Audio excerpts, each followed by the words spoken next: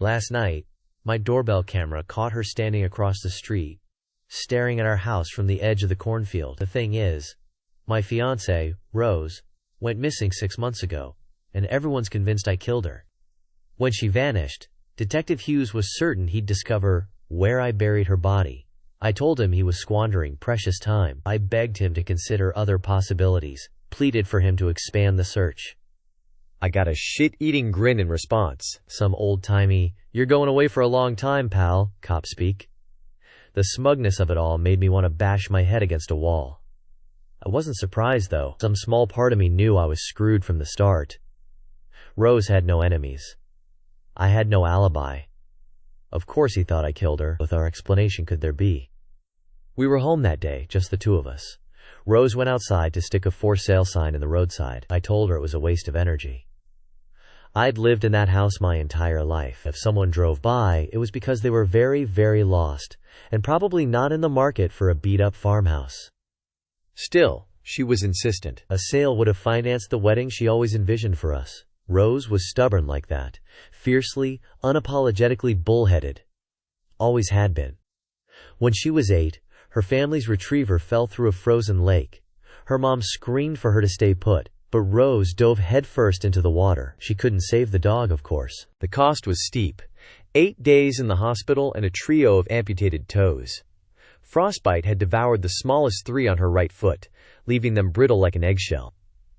It never dented her resolve. She wobbled with her chest puffed out, emerald eyes gleaming with an inextinguishable fire, even when the kids at school nicknamed her Two-Toed Rose.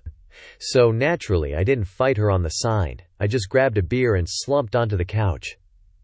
"Be right back," she called out.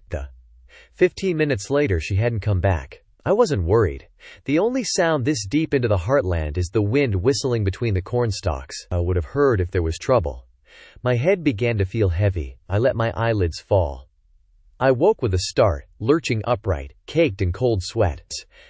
Hours had passed. The house was grimly silent. Rose wasn't inside. My truck was still in the driveway. I skipped worried and went straight to hysterical. I bolted up and down the road screaming her name. Then, I called my brother, Dan. He's the assistant to the DA. He pulled some strings, and within hours police were buzzing around the farmhouse. I just sat on the porch, my head in my hands. Sniffer dogs picked up her scent easily, but as soon as they entered the cornfield across the street they turned rabid, barking, whining, spinning in manic circles, biting at each other. Hughes told me the scent trail had just gone cold. The confusion on their handler's face suggested otherwise. A day later, I was arrested and charged with Rose's murder. They razed that cornfield, searching for a body but found nothing. No blood, no sign, nothing. With no objective evidence, they eventually had to let me go. In the court of public opinion, however, I was guilty. When someone's wife disappears, it's always the husband, isn't that right, Frank? That's what Rose's father screamed at me in the grocery store. He chased me to my truck, hammering his fists on the window, splintering the glass. "Where the hell is my daughter, you sick son of a bitch?" he bellowed as I sped away. The only person who stood by me was Dan. He started delivering food and booze every Saturday, on the condition that I kept a low profile. That was fine by me. The days were long and miserable. The nights were worse. I couldn't sleep. My mind was haunted by the same 3 questions. Where was Rose? Who took her? Were they outside right now, lurking in the cornfield? I needed a security system, but Dan refused. "I'm already splitting the cost for these deliveries, too. Sure as shit not gonna fork over another $1,000 for cameras." His counteroffer was for me to move in with him. I told him that wasn't happening. I can't just leave. If Rose ever comes home, I need to be there. Leaving felt like a confession. I refused to give anyone the satisfaction. The doorbell camera was our compromise. A cheap one, with basic motion detection. 6 months passed. I never got a single notification. Not until this morning. I woke up around noon, more hungover than usual. I rolled off the couch, acid slithering up my throat, and stumbled toward the front door for fresh air. I twisted the knob and staggered onto the porch. There was an unexpected crunch beneath my bare foot, followed by a visceral squish. I lifted my foot and looked. The remains of a large brown moth were smeared across the hardwood. A handful of identical dead moths were scattered across the porch. That's when I noticed something bizarre. I counted at least 20 tiny legs splattered across my heel. Moths don't have that many legs, do they? My pocket buzzed. I pulled out my phone. Motion alert, 3:28 a.m. Motion alert, 3:44 a.m. I watched those recordings with wide, unblinking eyes, for the first time since Rose vanished. My mind felt clear. I knew what to do. Dan, this is the last favor, I promise, I say into the phone, my eyes glued to the cornfield. You need to get Detective Hughes over to the farmhouse. ASAP. She's still here. I saw her. At 3:28 a.m., a silhouette just appears across the street. It doesn't walk into frame. It's just there. Its stance is stilted, awkward, with its arms held down at an angle, palms facing the camera.